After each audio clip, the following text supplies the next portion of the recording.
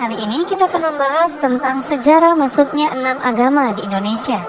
Indonesia tidak hanya kaya akan pariwisata, sumber daya alam, dan ragam suku, budaya, dan bahasa, tapi juga kaya akan keragaman agamanya. Nah, keragaman agama Indonesia ini sangatlah luar biasa, yang bersatu dalam satu persaudaraan yang terwujud dalam Bhinneka Tunggal Ika, yaitu berbeda-beda namun tetap satu kesatuan Republik Indonesia. Dan berikut ini sejarah masuknya 6 agama di Indonesia. 1. Agama Hindu, abad keempat. Dilansir dari sumber netralnews.com, agama Hindu merupakan agama yang muncul di daratan India, masuk ke Indonesia melalui beberapa cara. Menurut sejarah, masuknya agama Hindu di Indonesia tidak lepas dari aktivitas dagang antara pedagang India dan pedagang-pedagang di Nusantara. Tetapi, jika kita hanya menganut satu teori ini, kita tidak akan bisa mempelajari lebih jauh tentang sejarah masuknya agama Hindu di Indonesia. Nah, di bawah ini akan dijelaskan secara luas tentang masuknya agama Hindu ke Indonesia menurut beberapa versi. Menurut catatan sejarah, masuknya agama Hindu ke Indonesia diperkirakan sekitar awal abad keempat. Ini ditandai dengan berdirinya kerajaan Kutai dan Tarumanegara yang bercorak Hindu. Kehadiran agama Hindu ke Indonesia menandai berakhirnya zaman prasejarah di Indonesia. Ciri-ciri peralihan zaman prasejarah adalah dengan dikenalnya tulisan. Hal ini dibuktikan dari berbagai prasasti yang ditemukan yang berasal dari kerajaan Tarumanegara yang menggunakan tulisan Pallawa, tulisan asli India. Ini membuktikan bahwa agama Hindu masuk ke Indonesia dan mengakhiri masa prasejarah di Indonesia, memasuki masa sejarah. Adapun banyak teori yang mengemukakan bagaimana agama Hindu masuk ke Indonesia. Teori-teori tentang pembawa masuknya agama Hindu ke Indonesia adalah: yang pertama, teori Brahmana.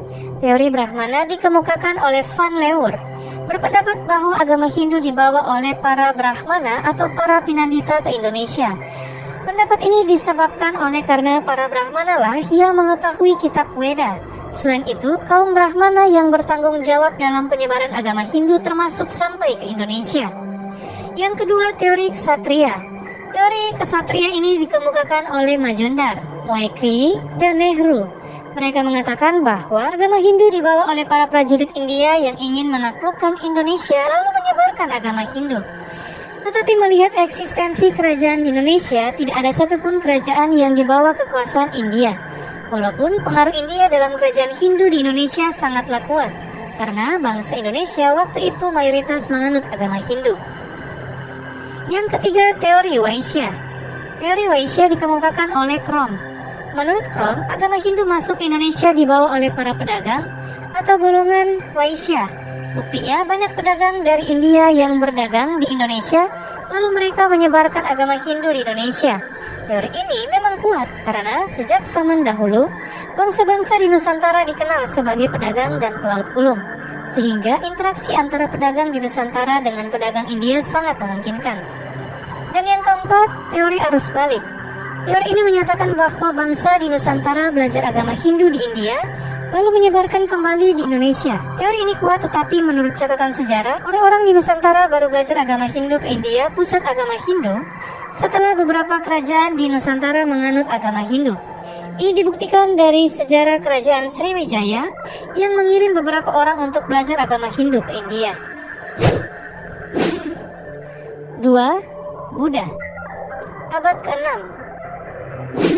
Dilansir dari situs Kompasiana.com, awal munculnya agama Buddha dimulai pada abad ke-6 Masehi sampai sekarang. Agama Buddha ini muncul saat lahirnya Sang Buddha Siddhartha Gautama.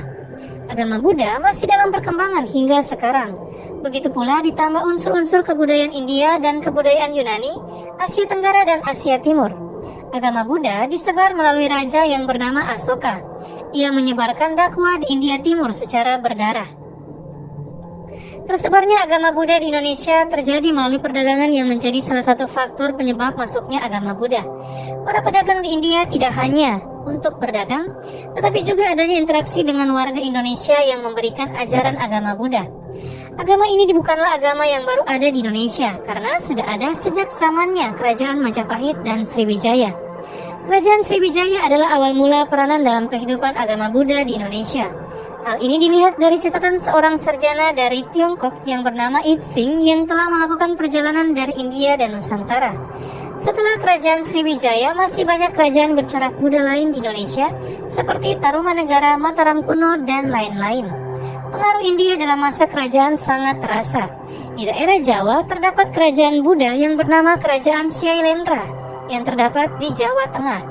Walaupun tidak sebesar kerajaan Sriwijaya, kerajaan ini meninggalkan peninggalan sejarah berupa candi-candi seperti Candi Borobudur yang hingga sekarang masih bertahan hingga dikategorikan sebagai keajaiban dunia. Candi Borobudur adalah cerminan masa kejayaan agama Buddha di masa lampau. Ada juga lempengan batu-batu di satu puing rumah bata yang yakini adalah kamarnya biksu Buddha, yang terdapat dua syair Buddhis menggunakan bahasa Sanskerta yang ditulis menggunakan huruf Pallava. Selain itu, agama Buddha masuk sebagian besar berkat melalui orang-orang Tionghoa yang melakukan perdagangan di Indonesia pada zaman dahulu. Agama Buddha lebih banyak didominasi oleh orang Tionghoa daripada India. 3. Agama Kristen Katolik, abad ke-7. Dilansir dari situs katolisitas.org dan dilansir dari situs Konferensi Wali Gereja Indonesia, agama Katolik untuk pertama kalinya masuk ke Indonesia pada bagian pertama abad ke-7 di Sumatera Utara. Fakta ini ditegaskan kembali oleh almarhum Profesor Dr. Sucipto Wirjo Suprapto. Untuk mengerti fakta ini, perlulah penelitian dan rentetan berita dan kesaksian yang tersebar dalam jangka waktu dan tempat yang lebih luas. Berita tersebut dapat dibaca dalam sejarah kuno karangan seorang ahli sejarah yang bernama Syekh Abu Salih Al-Armini yang menulis buku tentang daftar berita-berita tentang gereja-gereja dan pertapaan dari Provinsi Mesir dan tanah-tanah di luarnya, yang memuat berita tentang 707 gereja dan 181 pertapaan serani yang tersebar di Mesir, Nubia, Abyssinia, Afrika Barat, Spanyol, Arabia, India, dan Indonesia. Dengan terus dilakukan penyelidikan berita dari Abu Salih Al-Armini ini, kita dapat mengambil kesimpulan bahwa kota Barus yang dahulu disebut Pancur dan saat ini terletak di dalam Keuskupan Sibolga di Sumatera Utara adalah tempat kediaman umat Katolik tertua di Indonesia. Di Barus juga telah berdiri sebuah gereja dengan nama Gereja Bunda Perawan Murni Maria kala itu. Perkembangan agama Katolik di Indonesia semakin pesat dan meluas ketika kedatangan bangsa Portugis di abad ke-15 sampai 16. Kiprah Gereja Katolik di Indonesia semakin berkembang pesat ketika kedatangan bangsa Portugis ke Kepulauan Maluku dalam semangat gold, kekayaan, glory, kejayaan, dan gospel, kesucian. Dan yang paling khusus yaitu gospel, yaitu menjalankan tugas suci menyebarkan iman Katolik. Saat kedatangan bangsa Portugis ke Indonesia, orang pertama yang dibaptis menjadi Katolik kala itu adalah orang Maluku, yaitu Kolano Mamuya, yang merupakan kepala kampung yang kini berada di Provinsi Maluku Utara, yang dibaptis bersama seluruh warga kampungnya pada tahun 1534 setelah menerima pemberitaan Injil dari Gonzalo Veloso, seorang saudagar Portugis. Ketika itu para pelaut Portugis baru saja menemukan kepulauan rempah-rempah itu, dan bersamaan dengan para pedagang dan serdadu-serdadu, para imam Katolik juga datang untuk menyebarkan Injil. Salah satu pendatang di Indonesia itu adalah Santo Franciscus Xaverius yang pada tahun 1546 sampai 1547 datang mengunjungi Pulau Ambon, Saparua, dan Ternate. Ia juga membaptis beberapa ribu penduduk setempat. Sedangkan dari sumber New Advent Catholic Encyclopedia disebutkan di sana adalah pemberitaan Rasul Thomas ke India yang menyebabkan Raja India yang bernama Gundafor bertobat dan menjadi pengikut Kristus. Katolik pun berkembang di India Selatan, kemudian disebarkan oleh orang-orang India sampai ke Sumatera, tepatnya sampai di Sumatera Utara di Barus seperti yang dijelaskan tadi, yang kala itu sebagian besar orang India yang membawa iman Katolik adalah para pedagang di abad ke-7. 4. Konghucu, abad ke-7. Dilansir dari situs Kompasiana.com dan Harmoni.or.id, orang Tionghoa telah datang ke Nusantara melakukan kontak sosial dalam perdagangan rempah-rempah dengan Sriwijaya sejak abad ke-7 atau sebelumnya. Saat itu, Sriwijaya merupakan otoritas politik dan komersial di Kepulauan Indonesia bagian barat hingga tengah dan mengendalikan semua penyeberangan laut ke pulau-pulau Rempah dan Selat Malaka. Namun, bukti historis pemukiman permanen pertama di kota-kota di sepanjang pantai utara Jawa belum muncul sampai abad ke-13. Pada tahun 1292, serbuan 20.000 pasukan ekspedisi Kubilai Khan ke kerajaan Singasari untuk menghukum Kartanegara menemui kekalahan, dan sisa-sisa pasukan menetap secara permanen di Jawa. Migrasi selanjutnya datang dari kontak sosial Provinsi Fujian dan pemukiman Tionghoa di pantai utara Jawa perlahan terlihat sejak 1411. Pada akhir abad ke-15, semakin banyak bukti perdagangan maritim swasta yang beroperasi di Tiongkok Selatan sampai ke Asia Tenggara, termasuk Kepulauan Nusantara.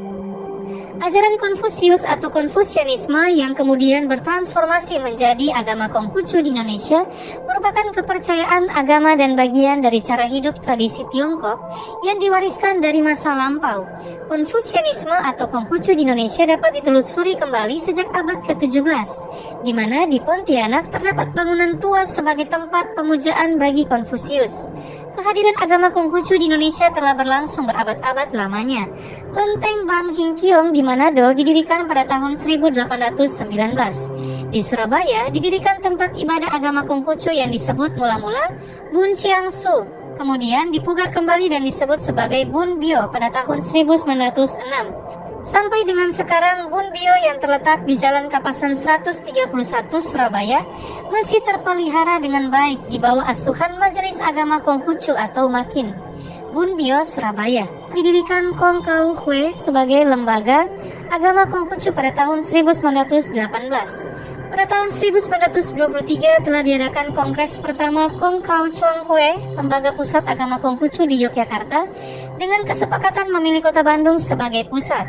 Pada tanggal 25 September 1924 di Bandung, diadakan kongres kedua yang antara lain membahas tentang tata agama Konghucu supaya seragam di seluruh kepulauan Nusantara. 5. Islam, abad ke-13 Masehi. Dilansir dari situs kumparan.com, masuknya agama Islam di Indonesia dapat dilihat dari beberapa teori, diantaranya teori Gujarat dan Persia. Yang pertama, teori Gujarat. Pendapat tentang teori masuknya Islam ke Indonesia yang pertama datang dari teori Gujarat. Dalam teori ini diceritakan Islam masuk ke Nusantara pada abad ke-13 Masehi dari para pedagang India Muslim. Teori ini berkembang dari Piet Snapel dari Universitas Leiden yang mengatakan bahwa asal muasal Islam dari Gujarat dan Malabar, India. Kemudian orang Arab bermazhab Syafi'i bermigrasi ke India dan orang India lah yang membawanya ke Indonesia. Pendapat ini juga ditegaskan oleh Snoek Oorgroenje dalam buku El Arabi Atlas Indes Neerlandaises bahwa hubungan dagang Indonesia dan India telah lama terjalin. Kemudian, inskripsi tertua tentang Islam terdapat di Sumatera yang memberikan gambaran hubungan antara Sumatera dengan Gujarat. Selain itu ada juga teori Gujarat dari Mokwete di mana ia mengatakan bahwa agama Islam di Indonesia berasal dari Gujarat berdasarkan bukti peninggalan artefak berupa batu nisan di Pasai, kawasan utara Sumatera pada tahun 1428. Adapun batu nisan itu memiliki kemiripan dengan batu nisan di makam Maulana Malik Ibrahim di Jawa Timur, yakni memiliki bentuk dengan batu nisan di Kambai, Gujarat, India. Yang kedua, teori Persia. Teori masuknya Islam ke Indonesia terakhir adalah Persia yang dicetuskan oleh Hussein Jayadiningrat. Dijelaskan bahwa Islam masuk ke Indonesia dari Persia yang kini merupakan Iran, singgah di Gujarat, India pada abad ke-13. Hal ini terbukti dari kebudayaan Indonesia yang memiliki persamaan dengan Persia atau Iran. Hal ini juga dipertegas oleh Morgan, bahwa masyarakat Islam Indonesia sama dengan Persia. Terbukti peringatan 10 Muharram atau Asyura sebagai hari peringatan Syiah atau syahidnya Hussein. Peringatan ini berbentuk pembuatan bubur syura. Selain itu, di Minangkabau, Sumatera Barat, Bulan Muharram juga dikenal sebagai bulan-bulan Hussein, lalu di wilayah Sumatera khususnya di bagian tengah diperingati dengan mengarak keranda Hussein untuk dilemparkan ke sungai. Selain itu, teori ini juga didukung dengan kesamaan ajaran Syekh Siti Jenar dengan ajaran Sufi Iran Al-Halaj. Kemudian, penggunaan istilah bahasa Iran dalam sistem mengeja huruf Arab untuk tanda bunyi harakat dalam pengajian Al-Quran tingkat awal. 6. Kristen Protestan abad ke-16. Dilansir dari situs ikromzain.com dan historia.id, agama Kristen Protestan dibawa oleh Belanda saat datang ke Nusantara setelah salah seorang pengelana dan pedagang Belanda bernama Jan Huygens van Linschoten membuat buku.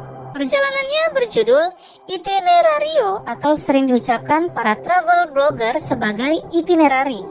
Buku ini menyingkap bagaimana cara menuju Nusantara dari Eropa yang saat itu hanya diketahui Portugis.